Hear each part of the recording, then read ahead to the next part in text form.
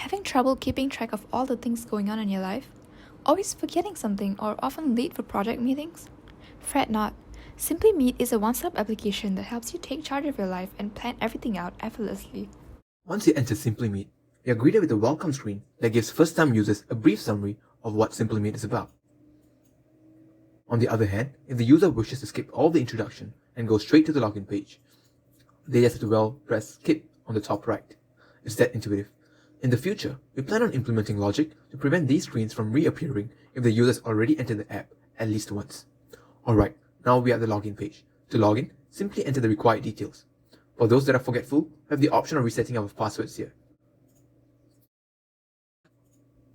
Alright, now let's try the login.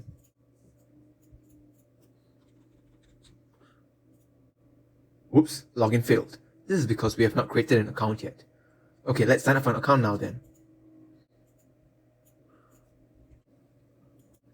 Ooh, sign up failure. Passwords entered are not same. Let's see. Oh, there we go. Email is badly formatted.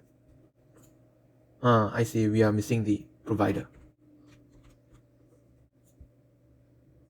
We are now directed to an email verification page. Now, let's verify our email. Alright, now our email has been verified. Ta-da! Now we are in.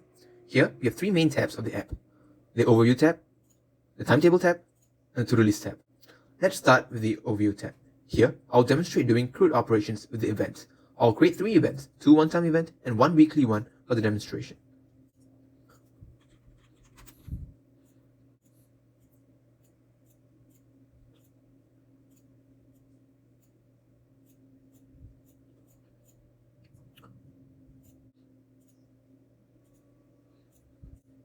Now let's create our second event. Whoops, looks like the subject field must be non-empty. Now, for our third event, we shall create a recurring event. Let's choose a recurrence pattern. It can be anywhere from one time to yearly. We shall go for the weekly event since that's one of the most common recurrence patterns. Alright, now we have created 3 events. In order to verify that we have truly created a recurring event, let's now look at the other months. There you see that the recurring event is extending throughout the month. Do note that instead of swiping through the months, we can simply click and then go to our desired month. Let's say we go to December, and there you see it still persists. Let's go back to our original month, which is June. And for the demonstration, we shall now show the update feature of the CRUD operations. Let's see. Yellow seems too bright. Let's change up the color. Okay. And also for the demonstration, we shall now delete an event. Now we're at the Timetable page. It offers a convenient weekly and day view. The Overview and Timetable pages are synced up so anything you accrued on either of these pages will be reflected on the other. Let's now see that in action.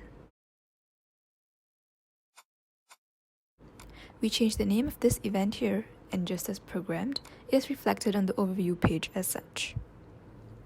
For our users that prefer screens that aren't so bright, they can toggle to dark mode, which actually prolongs battery life.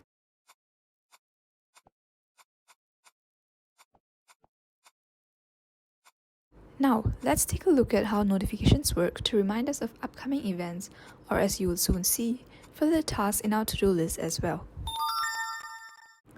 Last but not least, we have a nifty to-do list page with a minimal layout. You can quickly add a list of tasks you wish to get done without a hassle.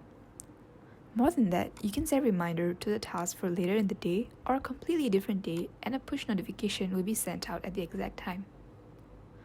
On top of reminders, you can also pick a priority level so that you don't forget the tasks which matter the most. Oops, don't forget to fill in all the details.